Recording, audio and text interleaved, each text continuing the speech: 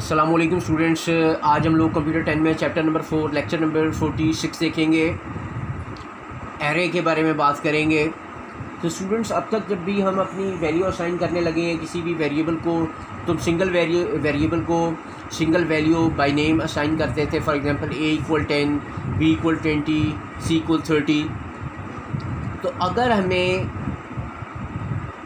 काफ़ी सारी वैल्यूज़ जो हैं वो एक साथ प्रोवाइड करनी हो, कई दफ़ा ऐसे होता है कि लेट से आपके डिपार्टमेंट के, आपके क्लास के 100 स्टूडेंट्स हैं, आप उन सारों के मार्क्स जो हैं वो सबमिट करना चाह रहे हैं।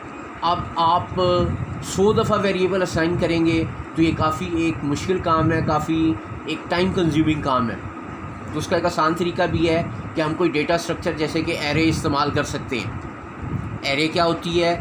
N array is A set of variables that can store similar type of data with single name.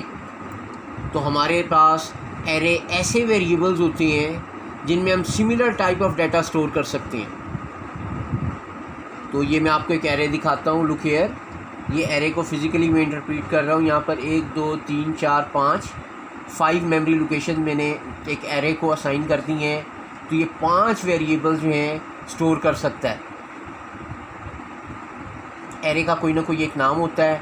यहाँ मैंने एरे का नाम ए रख दिया है।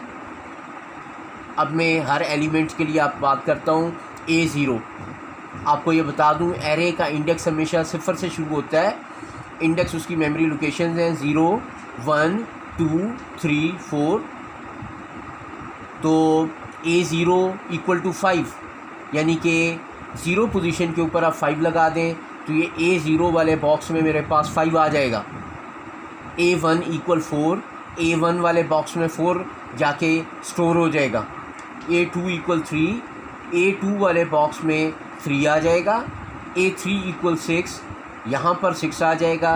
A4 = 10, A4 पर 10 आ जाएगा। तो ये जो हमारे पास पर्टिकुलर एलिमेंट्स की वैल्यूज़ हैं, इन्हें सब्सक्रिप्टेड वैल्यूज़ भी कहते हैं।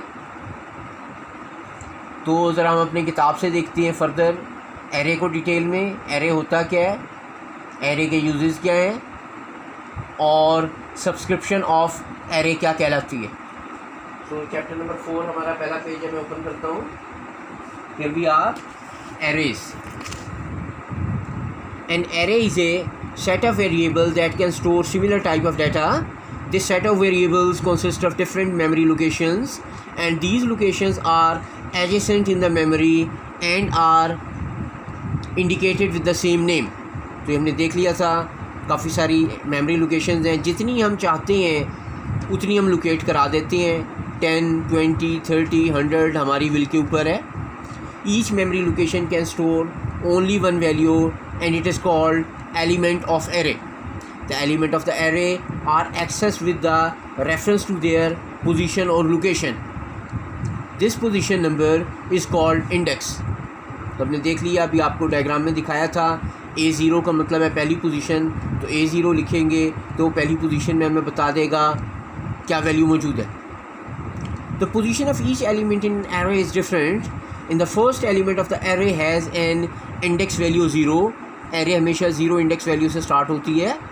The index is incremented by 1 for each next element. If an element has 5 elements, the index number of these element will be 0 1 2 3 4। तो 5 लोकेशंस की एरे को बनाने के लिए हम लोग A4 लिखेंगे। A4 का मतलब होगा कि हमने उसको 5 इंडेक्स पोजीशन प्रोवाइड किए, चूँकि 0 से स्टार्ट हो रहा है। 0 1 2 3 4। द इंडेक्स वैल्यू और subscript is written in the parenthesis after the name of the array. So ये अभी मैंने आपको दिखाया था कि इंडेक्स वैल्यू हम पैरेंथेसिस में लिखते हैं। एक दफ़ा फिर आपको दिखा देता हूँ। Here we are, A0 A1 A2, ये इनकी इंडेक्स वैल्यूज़ हैं। नेक्स्ट चलते हैं, use of array. The basic purpose of using array is to store the large number of similar type of data. For example, 100 variables require to store the marks of 100 students. The use of individual variables will take a lot of time. So it is also very difficult and time consuming task to perform different processing on these variables. तो 100 लोगों के अगर हमने number store करने हैं, 100 variables लिखना और उनको नंबर असाइन करना टाइम कंज्यूमिंग काम है. This task can be performed more easily by using the array. So the marks of the 100 students can be stored in one array with 100 elements.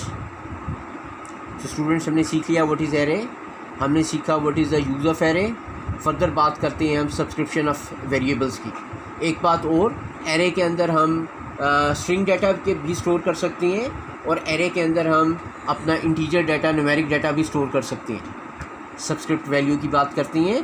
The individual element within an array are called subscript variables. पहली position पर है, दूसरी position पर है, कौन सी position पर है, वो उसकी सब्सक्रिप्ट वैल्यू है. The subscript variables can be access by writing array name following by the value of the subscript enclose in the parenthesis. पहले एरे नेम लिखते हैं, फिर हम जो है वो वैल्यू लिख देते हैं सब्सक्रिप्ट की ब्रैकेट्स के अंदर. जैसे आपको दिखाया था, A0 का मतलब है पहली पोजीशन, A1 का मतलब है दूसरी position. The value of subscript can be constant, variable और numeric expression. All subscript variable in an array has same name. Example देखते हैं. सपोज एन एरे ARR, एक एरे हमने क्रिएट की, उसका नाम हमने रख लिया ARR. Can store the 5 integers. उसको हमने A4 से डिक्लेयर किया. A4 का मतलब है हम उसे 5 लोकेशंस प्रोवाइड कर रहे हैं. डिक्लेरेशन को फर्दर हम अगले लेक्चर में रीड करेंगे.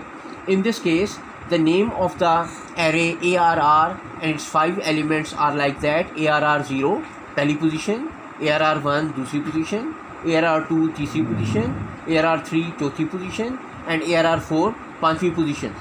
The value written in the parentheses along with the array name indicate the subscript value. तो ये 0, 1, 2, 3, 4 ये हमारे पास सब्सक्रिप्ट वैल्यूज़ हैं. फर्दर इसको आपको फिज़िकली भी दिखा देता हूँ. Here we are, ये हमने लोकेट की थी एरे 5 को हमने मेमोरी लोकेशन प्रोवाइड की. एरे 0 सब्सक्रिप्ट के ऊपर हमने 96 जो है वो स्टोर कर दिया. ARR2 पर हमने 37 किया, ARR4 पर 25 किया. तो इस तरीके से डिफरेंट मेमोरी लोकेशंस में हम डिफरेंट वैल्यूज़ को स्टोर कर सकते हैं. और ब्रैकेट्स के अंदर जो वैल्यूज़ हमने लिखी हैं 0, 1, 2, 3, 4 एरे नेम के साथ, ये हमारे पास subscript values of the array हैं. Okay students, that is it from today's lecture. खुदा हाफिज़.